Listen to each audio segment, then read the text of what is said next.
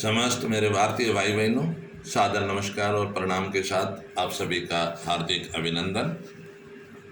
आज मैं आपसे मुखातिब होकर हमारे भारतीय प्राचीन सनातन साहित्य पर मेरी आवाज़ आप तक पहुंचाऊंगा। हमारा भारतीय प्राचीन सनातन जो साहित्य है वो दो भागों में बटा है।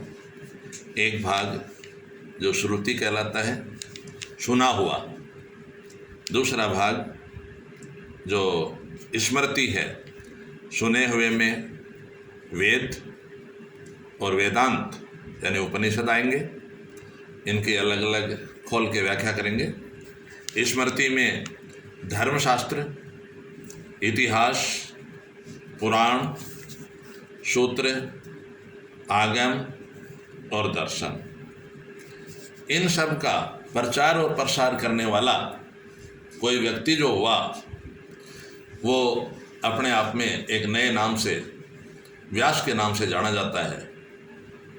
वो व्यास पीठ पर बैठकर दुनिया के अनजान, जो लोग जानते नहीं हैं हमारी सनातन संस्कृति, सनातन धर्म की धारा के बारे में, उनको वो समय समय पर चेत करवाते हैं और ज्ञान का प्रचार और प्रसार करते हैं। उनको हमने व्यास कहा।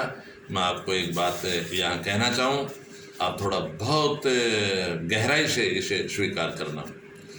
हमारे यहाँ कई तरह की बातें चलती हैं। देखो, मैं माफ़ करना, कहीं हो सकता है ये अपने मेरे व्यक्तिगत विचार हैं, क्योंकि मैं आपको स्पष्ट कर दूं, जो लोग हमारी भारतीय सनातन संस्कृति का प्रचार और प्रसार करते हैं, हम उनका स्वागत करते हैं, अभिनंदन करते हैं, उनको चरण स्पर्श करके उनसे आशीर्वाद देते हैं। परंतु इसका मतलब ये नहीं है कि उनके जो भी अनुयायी हैं वो यदि वही काम कर रहे हैं, उनके संदेश को संसार में सर्वत्र फैला रहे हैं, तो वो भी कम नहीं है। तो मैं एक व्यास शब्द से आपका परिचय कराऊं। व्यास का मतलब है आसन पर बैठकर सनातन संस्कारों के बारे में अनजान लोगों को जानकारी देने का काम करने वाला व्यक्ति।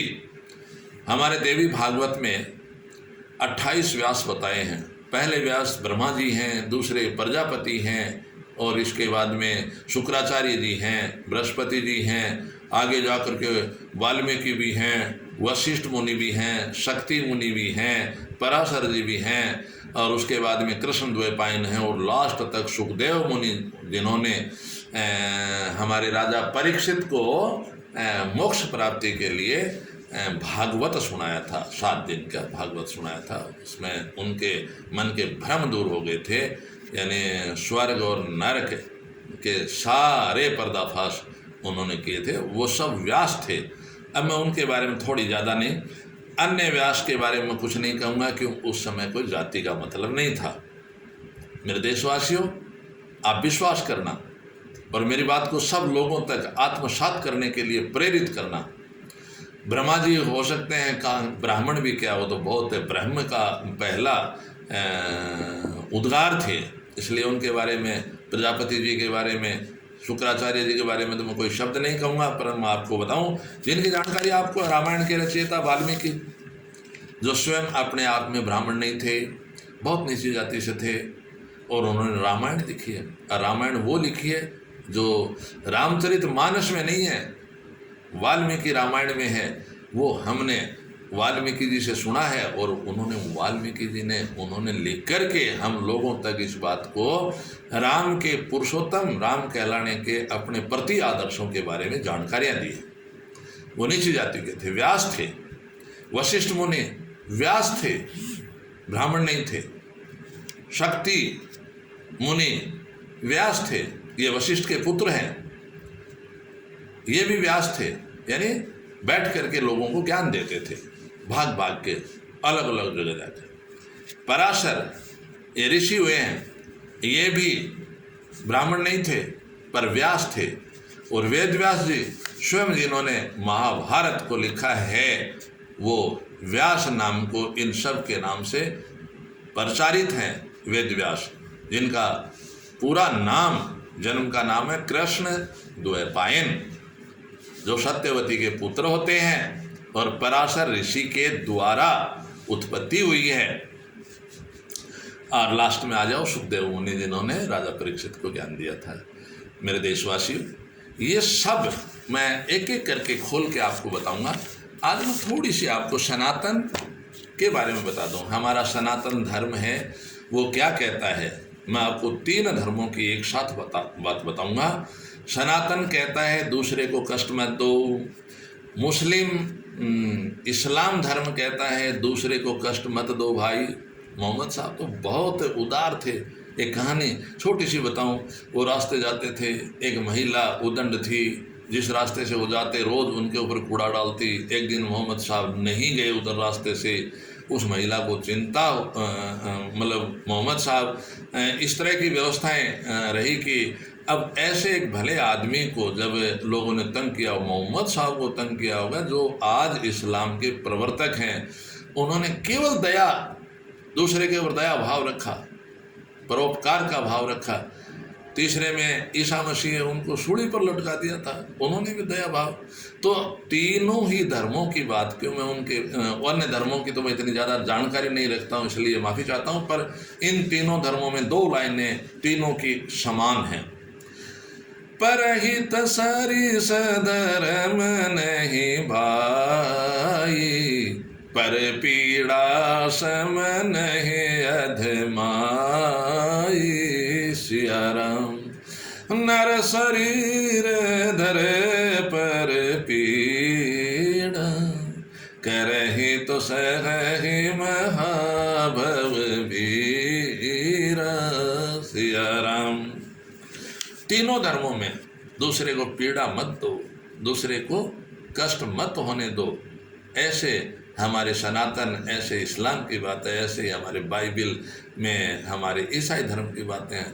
तो धर्मों में कहीं ये प्रतिकूल आचरण की बात कहीं नहीं है। एक में है, एक में नहीं है, ऐसा भी नहीं है। मैं आपको बताऊं, सनातन संस्कारों में, मुस्लिम संस्कारों में, ईसाई संस्कारों में मैं आपको बता दूं, जल बचाना सबका एक जैसा कर्तव्य है।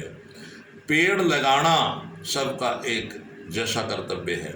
मुस्लिम, हमारे कुरान में तो साफ लिखा है, पेड़ लगाओ, जल का अपव्यय रोको और मानव मात्र को कष्ट मत दो। ये 3 बातें कुरान, क्योंकि पूरी कुरान मेरी पढ़ी हुई है, मैं उसके सार अंश को आप तक बता रहा हूँ। अगले किसी वीडियो में मैं आपको वहाँ भी ये भी बातें बताऊँगा कि कौन से सूरा में ये सब बातें लिखी हुई हैं, सनातन के कौन से मतलब श्लोक में ये सब बातें लिखी हुई हैं।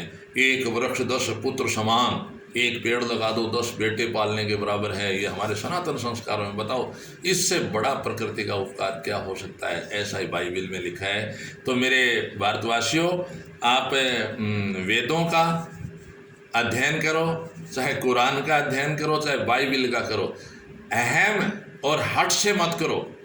आप परोपकार की भावना रखते हुए मानव मात्र के कल्याण के लिए आप किसी भी धार्मिक ग्रंथ को पढ़िए। उसके अंदर का सार जब बाहर निकल के आएगा, तो जैसे फोटोकॉपी आती है, उसी तरह से एक ऐसी सुंदर फोटोकॉपी जो मानव मात्र के कल्याण के लिए अपनी उपस्थिति दर्ज कराएगी। तो मेरे साथियों, मैं आपके साथ जुड़ करके हमारे सनातन संस्कारों की, यानी हमारे जो धर्म की बात करता हूँ, मैं उसमें आपसे 2-3 लाइनें इस रूप में जुड़ करके शेयर करूं कि आप मेरे उन प्रश्नों का एक स्वतः ही उत्तर मान करके मुझे आशीर्वाद देंगे। देखिए, मैं सनातन की बात करूं और उसके बाद में जो आगे वीडियो आएंगे उसमें खोल करके सब धर्मों की जो अच्छाइयाँ हैं उन सब के बारे में मैं टिप्पणी करते हुए, टीका का इस्तेमाल करते हुए आप तक पहुंचाने का प्रयास करूंगा। इसलिए मेरे वीडियो को आप लोग एक परमार्थ के बतौर सब्सक्राइब कर अन्य लोगों तक पहुंचाने का एक कर्म साधना के तौर पर करेंगे। मैं आपका सदैव ऋणी रहूँगा। देखिए, 4 वेद 6 शास्त्र कह गए, सनातन की बात एक एक लाइन समझ में आएगी। चार वेद छह शास्त्र कह गए, विलक्षण देश है मेरा। दुनिया का सरताज हिंद मेरा, सर्व सनातन है डेरा, सर्व सनातन है डेरा। चारे कोणों का कनक सरोवर, एक एक लाइन को सुनना। चारे कोणों का एक कनक सरोवर, वेद अरण्यक सतधारा। षटदल कंज 18 करव, ब्रह्म कारंडव है न्यारा। ज्ञान रूप मुक्ता फल बिखरे, बटोर रहा है जग सारा। अंधकार में दिखाता मार्ग, जग को निर्मल किनारा। ज्ञान और विज्ञान दोराही, पाया था कुल बसेरा। दुनिया का सरताज हिंद मेरा, सर्व सनातन है डेरा। दूसरी लाइन में, धर्म रूप विशाल पेड़ के, वेद रूप जड़ है गहरी। तना शास्त्र सख्त सरस है, शाखा अरण्य के यूं छहरी। सत्य रूपी शीतल छाया, पुराण रूप फल मधुहरी। काव्य रूपी पत्ते शोभित, कविता चिड़िया यूं ठहरी। आस्था रूपिया कोयल बैठी, आस्था रूपिया कोयल बैठी। स्वर पंचम ये लहरा, दुनिया का सरताज हिंद मेरा, सर्व सनातन है डेरा। जग जाहिर है कि ये भूमि, भारत भूमि की बात कर रहा हूँ। जग जाहिर है कि ये भूमि, धर्म धुरंधर आराधे। सत्य और शांति साधन, विश्व बंधुता है साधी। इसका मत है सर्वै सम्मत, सनातन का इसका मत है सर्वै सम्मत। किसी को करता न ये बाध्य, जग पर छोड़ी छाप निराली। ये जग का है ये विवादे, जग पर छोड़ी छाप निराली। जगत गुरु पद ले रहा, दुनिया का सरताज हिंद मेरा, सर्व सनातन का डेरा। धर्म सनातन कहलाता, पर है नवनूतन व्याख्याता। खूब सिखाता है, जन जन तक पहुँचाए बनकर, खुद शांति का फरिश्ता। अखिल जगत को ईश्वर सम और सने सहोदर मानवता। समता न्याय स्वतंत्रता का पक्ष हमेशा दिखलाता। 7 ब्रह्म ऋषियों का यशोदित, सप्तऋषि 7 ब्रह्म ऋषियों का यशोदित। तन सुख धर्म है मेरा, दुनिया का सरताज हिंद मेरा, सर्व सनातन है डेरा। दुनिया का जगत गुरु कहलाने वाला मेरा भारत देश, उसकी महिमा अपरंपार है। जो ज्ञान है वो सारा यहाँ से है। प्राकृतिक रूप से भारत का मुकाबला संसार के किसी भी स्थान के द्वारा नहीं किया जा सकता। ये मेरा भारत महान है और इसकी महानता का कारण है इसके सनातन संस्कार, मानवता के उच्च मापदंडों पर कार्य करने वाले मेरे भारतीयों का अपना मूल्य, जो कोरोना में एक दूसरे से मिल करके दुनिया में कोरोना ने तबाही मचाई होगी, पर हम लोगों ने सब ने मिल करके एक दूसरे का सहारा बन करके और हमने कोरोना का सामना किया। और इसी के साथ मैं आपसे पुनः कहता हूँ, वसुधैव कुटुंबकम की भावना का परिचायक मेरा भारत महान है। जय हिंद, जय भारत।